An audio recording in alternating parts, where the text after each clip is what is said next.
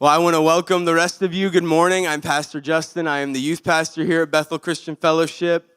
And this morning, we are going to be preaching from Ecclesiastes. We're going to be finishing kind of a two-parter that I started 2 weeks ago. I wasn't sure if it was going to be a two-parter when I started it, but there was some more that we had to get to in the book of Ecclesiastes. And so today, we're going to be talking about the end of absurdity. And 2 weeks ago, the sermon title was that we are surrounded by absurdity. And we're going to be looking ahead to justice, Jesus, and hope in the Hevel and the Han. And if you don't know what Hevel and Han are, I'll do a quick refresher really quick for you guys. And so two weeks ago, I started this sermon that was rooted in this book, Everything is Never Enough by Bobby Jameson. It's fantastic. I cannot recommend it highly enough. It won one of the Bible and Theology Books of the Year awards from CT, Christianity Today, this past year. So of the books that came out in 2025, this was one of the best. And it talks about how the book of Ecclesiastes comes in at this ground floor level, identifying all of these absurdities in life, these things that are meaningless, that cannot give your life purpose or value or meaning. And sometimes we latch on to things that we chase, like meaning in work or having some meaningful impact on the world through all the work you're doing, pleasure, finding meaning in just hedonism and fulfilling your every desire, food, wealth, power, success, wisdom, all, according to the author of Ecclesiastes, are empty and meaningless, like chasing the wind.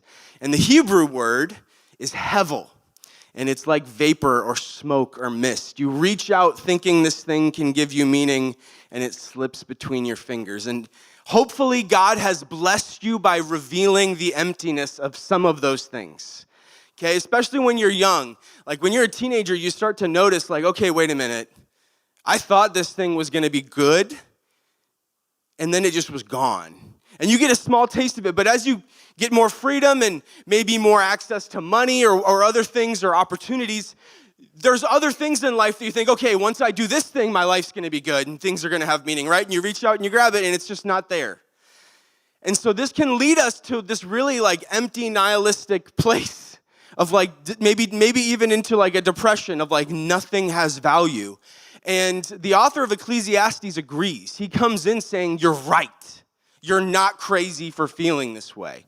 And then he invites you to come to the second level of his book, where he says, all of these things cannot give you meaning or purpose, but they are gifts that God has given you.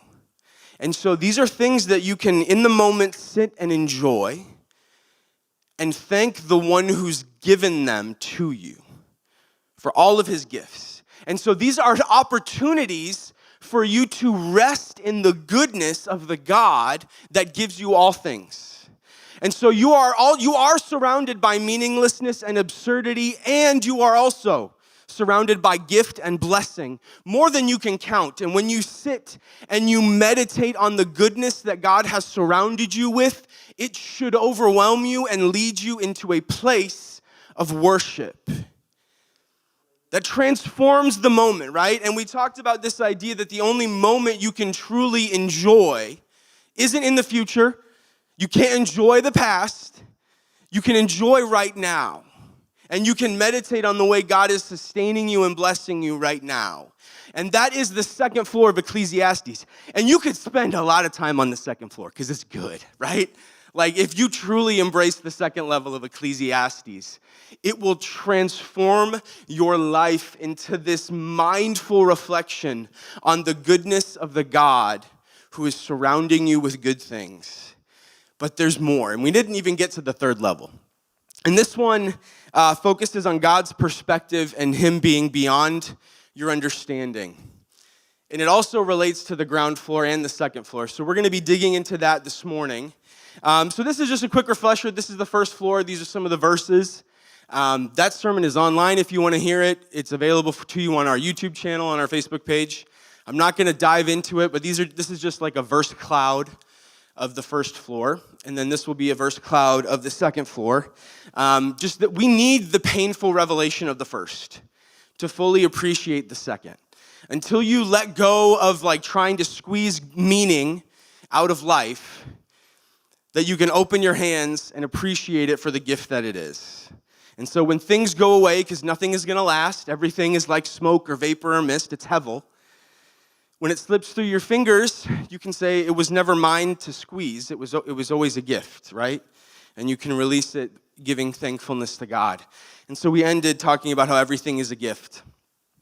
And the homework was, I gave you a little handout to help you kind of focus in on the blessings that already surrounded you. So hopefully you found time to meditate on those things. I think I still have a couple in the office if you're interested in getting a copy of it. But we're going to the third floor today, and I want to invite you to just meditate on some of these ideas that are in the third floor of Ecclesiastes today. He says, talk is cheap, like daydreams and other useless activities. Fear God instead. After all, God is in heaven and you are here on earth, so let your words be few. Yes, remember your Creator now while you are young, before the silver cord of life snaps and the spirit will return to the God who gave it. Young people, it's wonderful to be young. Enjoy every minute of it. Do everything you want to do. Take it all in, but remember that you must give an account to God for everything that you do. Here now is my final conclusion. Fear God and obey his commands, for this is everyone's duty. God will judge us for everything we do, including every secret thing, whether good or bad. But even though a person sins 100 times and it feels like they're living a long time and getting away with it, I know that those who fear God will be better off. The wicked will not prosper in the end, for they do not fear God. Their days will never grow long like the evening shadows. Fear God and obey his commands, for this is everyone's duty. And I just want to welcome you to the third floor of Ecclesiastes. And before we really dive into the third floor, I want to pause and talk about this image that we have up here. This is one of the strangest, and I find one of the most meaningful paintings of Jesus in Christian art that I don't even know if you can call this Christian art. If you know anything about the artist Salvador Dali, I don't think the dude embodied person that was transformed by Jesus. He was a profoundly strange individual and a genius when it comes to artwork. And so this image, we're going to pop back a little bit, is two pieces, right? So you've got this top third of the image is just Jesus hanging on a cross against a black background, and it looks like he's suspended in outer space almost, right? Like his back is up against the void, and he's looking down over this scene, and it's so hard to see on the screen, which is why we're going to pop ahead. There's these fishermen here. You've got a fisherman sitting by a boat next to a large body of water, and another one over here by the shore. And the sky is it's cloudy, but also, depending on where you're looking at it, if you're looking at it thinking from the perspective of Jesus, it almost looks like the ground below Jesus, that is the sky for these fishermen. And so it's this two-part piece of art. And every time I look at it, I just imagine this moment where God, Jesus, is in heaven, suspended on the cross, looking down over these people, going about their day-to-day activities, right? This awareness that he was crucified and suffered for them.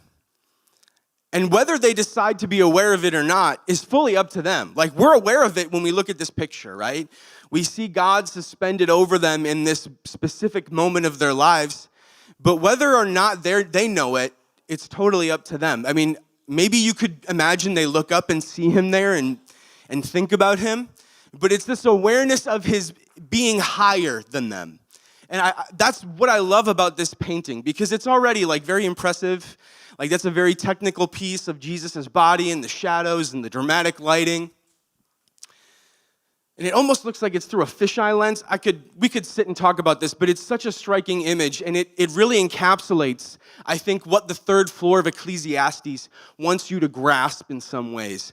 This idea that God is greater than you, that he's somehow beyond your ability to comprehend and understand. And the surrealism of this image, like, it's by themselves, this wouldn't be a surrealist image. It wouldn't feel like strange or alien. But when you combine them in this way, it feels so uncomfortable almost. But if God is truly bigger than us and worthy of our worship, he has to be beyond our comprehension in some way. If he's truly worthy of our worship, he has to be greater than us. If I can fully wrap my mind around him, I don't think he's God. And so this idea of the third floor says, treat him with proper respect and honor. Fear the Lord. Enjoy his gifts that he's given you while remembering his status as ruler and judge. And it's also that he sees the brokenness of our world and he is going to make it all right. He sees and has been subjected to evil himself. He's entered into the absurdity of our world, and he's been harmed by it. And we talked 2 weeks ago about this idea of Han. And it's a Korean concept that there's a theologian from Korea named Andrew Sung Park. He talks about this idea that Han is the consequence of sin and the wound that all of us who have been sinned against have experienced or felt. That when one person sins against another, it leaves damage. And it's one of the things that God is the most upset about in this world. And it's this image, we see the Han, right? We have a figure who has experienced harm, that has entered in to be with us. But we're going to get into that as we get going. So I just wanted to start off before we get into the scriptures itself. So in Ecclesiastes 5, Kohelet, the teacher, says, as you enter the house of God, keep your ears open and your mouth shut. It is, and I'm not saying this to you, just to be clear. This is not my instruction to you. I'm not telling you to shut up. This is Kohelet. This is him.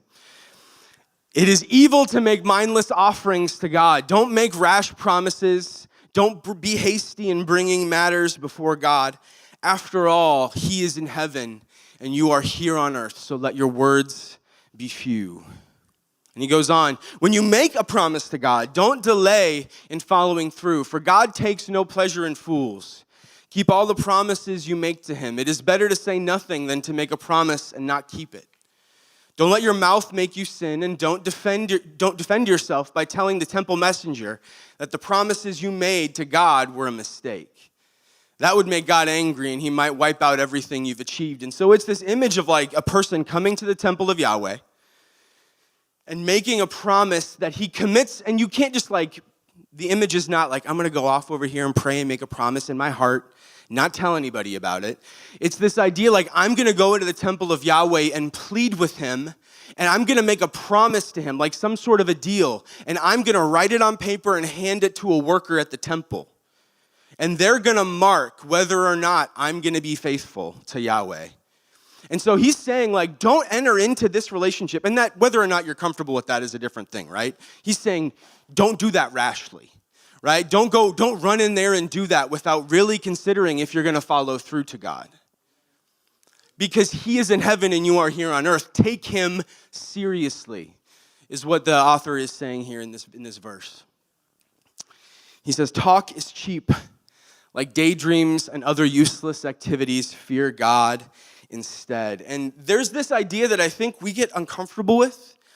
Especially people, I feel like my age, millennials, and maybe Gen Xers as well. I feel like the boomers in my life, the older folks, tend to be very comfortable with the idea of the fear of the Lord. But I found when I was a lot younger that I was quite uncomfortable with it until I started to reckon with what fear of the Lord actually means. Because I was afraid of my parents growing up, right? Like if I did the wrong thing, I was like, oh. Like, you know that look when they give you the look and you're like, oh. Like, I don't want to get hurt. I don't want to get in trouble. Like, I don't want bad things to happen to me. And I feel like this idea comes to a clearer picture for me when I look at the story of Job. And I could do a whole sermon on the story of Job. I could do a whole bunch of sermons because it's one of my favorite books of the Bible. Because the perspective of Job is so beautiful and it ties into this idea of the fear of the Lord so well. So Job's life falls apart. He was a godly man. He was doing everything right. Like God said, look at all the people on the earth. Job is killing it. He's doing it better than anybody else. But then everything falls apart. His health goes. His children pass away. His His wealth is decimated in a day. His flocks are stolen or destroyed or killed. And everything in Job's life has gone and fallen apart, and he questions God's decision-making. Like, what are you doing? Like, what have I done, first of all, to deserve this? How have I earned any of this? I've been doing everything right. You said it yourself. Will you explain yourself to me, God? Will you, put me on trial? Show up and judge me, O judge of the earth. And in God's goodness, man, there's a Pastor Steve did this a couple months ago. God comes down and talks to Job, right? He says, Job, I'm ready to explain myself to you. Are you ready? And immediately, in the story of Job, as God shows up in this mighty whirlwind of a storm, Job is humbled. And he's like, oh, wait a minute, I forgot. I forgot who you were. And so God takes Job on this journey through the entire cosmos. He says, where were you when I laid the foundations of the earth, Job? How qualified are you to question the decisions that I'm making? And it seems like God is mad. This is God in his mercy and his goodness, expanding Job's understanding of the universe. He's saying, Job, you don't know anything. Your experience is so infinitesimally small that I'm dealing with a world that is so much more complex than you could ever understand. And you couldn't do a better job if you knew as much as I know. Can you set the stars and the planets into the motion? Can you direct the winds and the storms? And then he takes them through all these animals, and he's even the terrifying monster animals, right? The unknown beasts of the sea, Leviathan itself, this chaotic sea monster. A lot of societies had this image of Tiamat, like a sea dragon. And I think it's safe to say Job probably had some sort of idea of this as well. Even that is a good thing that I, God, have created. And Job's response, he says, I know, God, now that you can do anything and no one can stop you. You asked, who is this that questions my wisdom with such ignorance? And it is I, God, was questioning you. I was talking about things I knew nothing about, things far too wonderful to me. And this is the fear of the Lord. This is increasing Job's respect for God. It is not making him run away and flee in terror. He's saying, God, I thought I understood. I thought that my experience was good enough to grasp you, but you are greater than I could ever imagine, and I apologize. For you are good.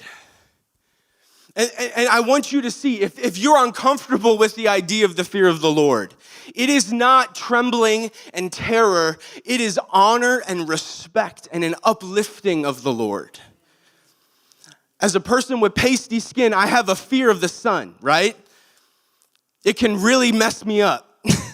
But I put on these long sleeves that are really thin and are very breathable, and I go out and I spend time in the sun and I enjoy the sun.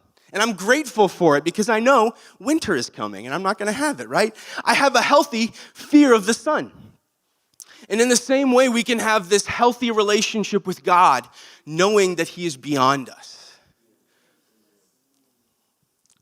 So being in right relationship with God means remembering that He's beyond our ability to comprehend, control, or coerce. And you see this image from the Tower of Babel, where humanity tried to elevate itself, right? To take the place of God, to put itself as co-equal with the creator of the universe. And once again, he lowered himself to remind them that they are not at his level, that he's beyond their status. And so the teacher goes on in Ecclesiastes chapter 8. He said, I thought deeply about all that goes on here under the sun when people have the power to hurt each other.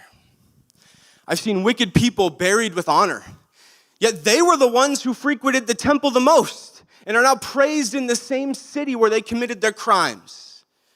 I've seen great injustice perpetuated and people have gotten away with it. This too is meaningless. When a crime is not punished quickly, people feel that it's safe to do wrong. But even though a person sins 100 times and still lives a long life, he says, I know that those who fear the Lord will be better off.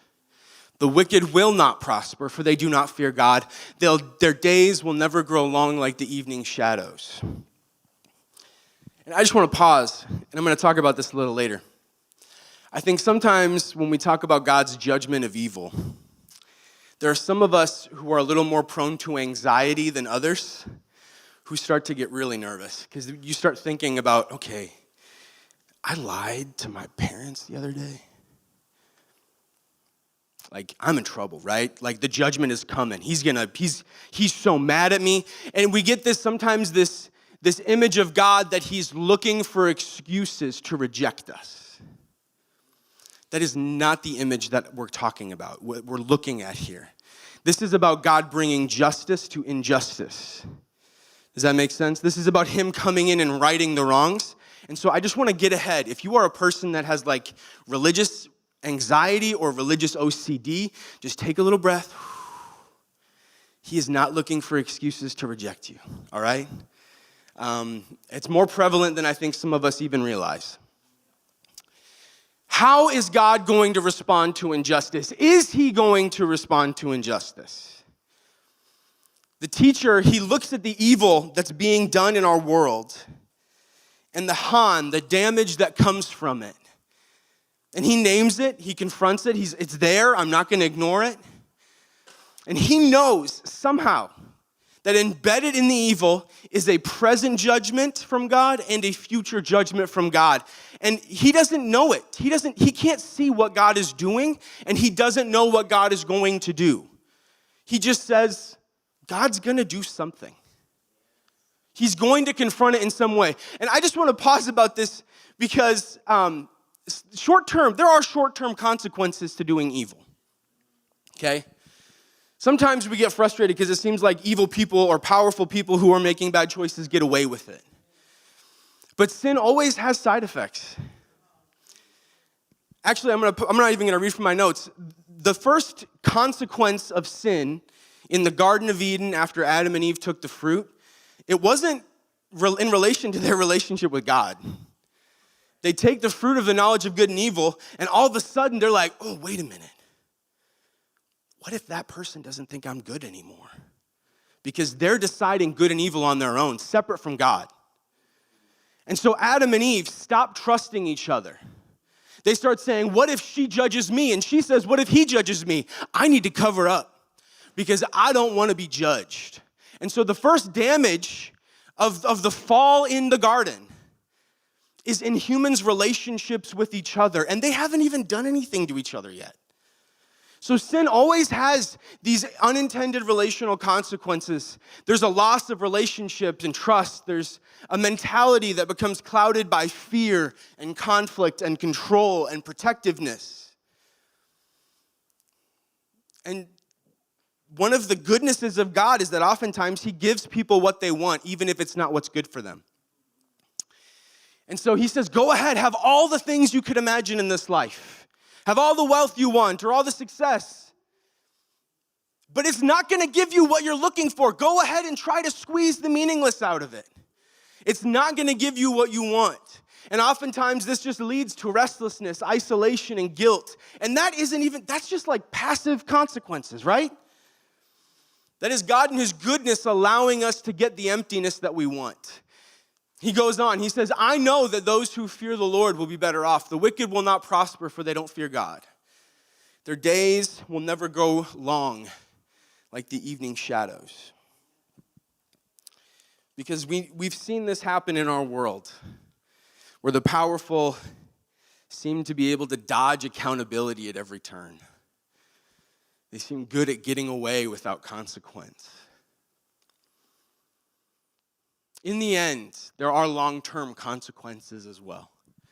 Because the teacher, he looks ahead. He says that God's going to judge all of us, including them. People who don't fear the Creator or respect him will receive full justice by the end. The teacher seems to know that eventually God is going to end this age of absurdity. He's going to wipe away the hevel. He's going to end the meaninglessness that surrounds us. And is the teacher, the author of this book, an optimist? Does he seem like someone who's like, you guys, things are just going to be great? Does he seem like that type of a person to you? He is not. This is not a man who's just like, I'm going to pretend that everything's great and that everything's lovely. Oh, this is the man saying, no, it's empty and meaningless. You're surrounded by garbage that can't fix you or save you. And then he says, but I don't know how. Somehow, and this is Jameson, he says, somehow, Kohelet doesn't tell us the means. Sometime, he doesn't say when. Kohelet knows, he doesn't say how. That unlike the present order of the world, destiny and deserving will finally fit together. Injustice is limited by an act of God so vast and final. Injustice will not only cease to be, but it will be reversed. So he's not just saying that God is going to bring full justice. He's saying that God is going to do something greater. He is going to reverse injustice and make something more beautiful than what existed before the injustice happened. That is a big belief in God, right? That's better than I could do. Like I could probably be a judge and decide you're wrong, you need punishment, right? But I couldn't fix everything. It's as if Kohelet is saying this God that is beyond our ability to comprehend has been at work in every generation to bring about a good that is greater than all of the Hevel and the Han that there has ever been. God has been and is building something that is greater than the absurdity of this world. He says, my thoughts are nothing like yours, and my ways are far beyond anything that you could imagine. For as the heavens are higher than the earth, so my ways are higher than your ways, and my thoughts are higher than your thoughts. And Kohelet's not done. To confess that God will judge the earth is not to flee inward, but to patiently wait for the day when everything that is wrong will be forever righted. Kohelet says, young people, because he knows you're hearing this, and he knows you're seeing some of this, right? The world is exciting, and it's big, and there's so many things you could chase after if you just had a little more resources, a little more freedom. It's wonderful to be young, enjoy all of it, but remember you must give an account to God for everything that you do. The potential of God's judgment is something that should lead us to repentance, but it can also be a source of hope, because he is going to end the absurdity and set things right. So on one hand, we need to respect him and live our lives in a way to try to limit the amount of work we make for him. That's fair. And Paul in the New Testament backs that idea up. He says, don't go on sinning so God's mercy and his grace can increase, right? Try to eliminate as much damage that you're doing to God's world as possible, but you get to hope that one day he's going to fix the wrong that you've done as well. And so I'm just going to repeat this again because we're talking about judgment. It's my brothers and sisters with religious anxiety or religious OCD. He is not looking for reasons to punish you or reject you. He wants you. And as we see in this picture, he has given himself as a means for your redemption. He wants you so badly that he said, I'll put myself in the place of punishment. I am providing a way out for anyone that wants to escape it. He is looking not only to redeem the world we live in, but us in it, the people doing the damage. The world is broken and nothing can give it meaning or fulfillment. So enjoy the gifts of life that God has given you with open hands while living in right relationship with him, because he's going to bring justice to our evil and repair our broken world. And I want you to sit on this verse, man. His thoughts are nothing like ours. His ways are higher than our ways. Our best imagining of what he's going to do will fall short of what he does. And we get glimpses of it. He, in his goodness, has given us little pictures and symbols and ideas and hints. But it will ultimately be a surprise. In the same way Jesus was a surprise, no one expected him to come in the way that he did, right? Like he entered into our story in a way that no one could have expected, did things and lived as a Messiah that no one really knew they wanted or needed. And whatever he does in the end is going to surprise us in similar ways because he's beyond us. And he says at the end of Ecclesiastes, here's the whole story. Fear God and obey his commands, for this is everyone's duty. God will judge us for everything we do, including every secret thing, whether good or bad. No one can tell the future. This is kind of grounding us back in to the ground floor of Ecclesiastes. No one can guarantee success or secure gain. No one can turn death away at their door. There is nothing new under the sun. These premises draw lines that have been confining every human being since Adam and Eve took their first bites, except for one. Jesus of Nazareth is a human being. None of us can hold back our sin from departing, our spirit from departing, None of us has the power to prevent the day of our death. There is no escaping that obligation, that dark battle. But Jesus, the Anointed One, says, the Father loves me because I sacrificed my life so I may take it back again. No one can take my life from me. I sacrifice it voluntarily, for I have the authority to lay it down when I want to and to take it back up again. For this is what my Father has commanded. And Jameson, this is one of the most beautiful moments of this whole book. He says, is there anything new under the sun? Yes. Can any human turn death away at their door? Yes. Can anyone secure gain or guarantee success? Yes. Who can tell the future? Who can overcome death itself? Jesus can and has and will do all of this and more. Kohelet, and man, I want you to understand how amazing this is. The writer of Ecclesiastes had no ability to comprehend what was coming. He didn't know about the coming ministry of Jesus. He didn't know that God was going to enter into our story as the poor blue-collar worker's son who was not born in a community and welcomed in the normal way. He was born surrounded by animals and filth and uncleanliness and oppression from the Romans. How could Kohelet conceive of a story like that?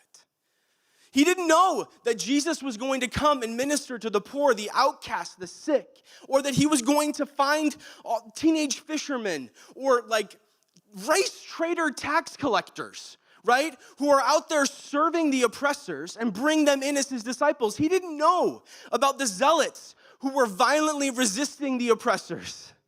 He was going to bring all of these people together to start a new Israel? To start a new kingdom, to make a new covenant? Like, how could Kohelet guess? He didn't know that God himself was going to come to end the absurdity. That he was going to give himself as this atonement for all of the brokenness and the evil in our world. That he was going to allow himself to be humiliated, abandoned by everyone that followed him for a short time. And he didn't know that God was going to reveal his power over death through the resurrection of the Messiah. He didn't know that God would send his own Spirit to enter his people and begin working through the sinful, broken people that are messing up the world. That he was going to send his Holy Spirit to do a new work, and that they're still going to be broken people.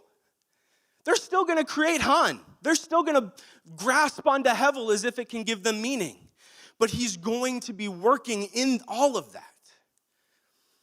Kohelet didn't know that God's kingdom would advance for thousands of years. That it would touch every continent.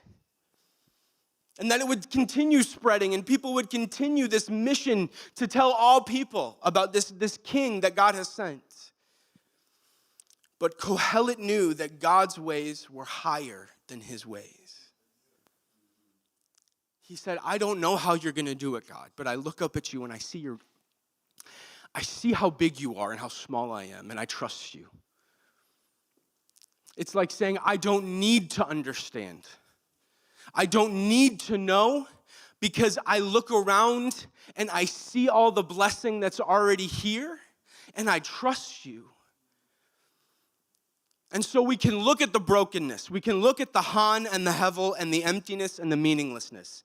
We can also, at the same time, look at the gift and the blessing and the good activity of God around us. And we can say, I don't need to understand what you're going to do about all of this, but I surrender to you. What if, church, he's already started? What if it's already started happening and we get so caught up in the darkness that we're not paying attention to it? What if the disappointments are clouding our vision? I wanted this thing to happen. I wanted my church to be like this, and it hasn't been that way. I wanted my marriage to be like this, and it's not that way. What is going on?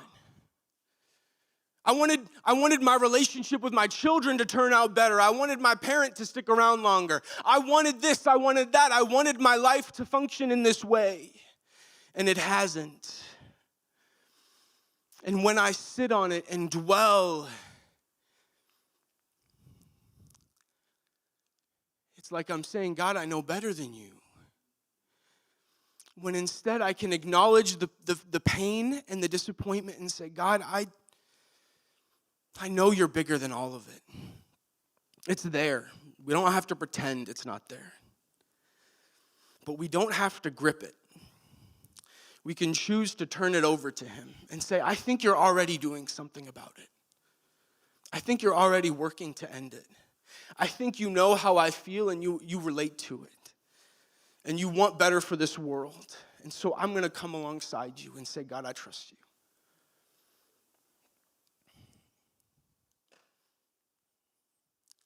And so the first floor, just as we're going to end here and we're going to go into worship. Worship team, you guys can come up. We're going to close.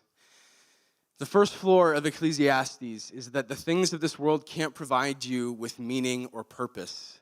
Nothing lasts, not even you. And it's uncomfortable, but it's a necessary thing to have in our minds. Because it leads us to embrace God as a gift and the things he has given us as blessings more than we can count. Because the only time we can ever enjoy is right now.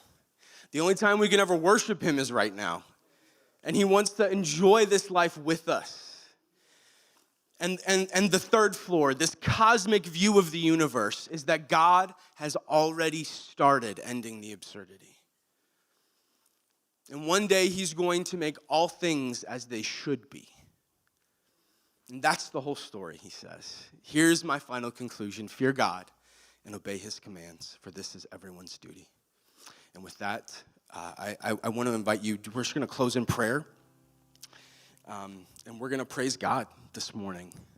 And if you feel like you need to process this or enter into right alignment with God in your life, feel free to come up here and start praying. One of the elders or the prayer team leaders might join you if you're comfortable with that. But we're going to praise him together for who he is. So, Father, would in awareness of your presence, fill us as the oceans fill the seas? And would it not just be contained to this building or this community, Father? Would an awareness of you spread to the rest of our city, the rest of our state, the rest of our world? As people begin to enter into this right relationship with you, would you fill us with hope for all the things that you are doing that we don't get to know? And would you be with us as we worship you this morning? In your name. God, Father, would you bless your church? Would you bless us with an awareness of you that goes beyond our present circumstances, Father, as we encounter the struggles, as we can identify them honestly, we can also hand them up to you and say, God, don't let me lose sight of the blessings that you have given me. Would you bless these people? Would you bless this community? Would you bless this world with an awareness of you, Father? Amen.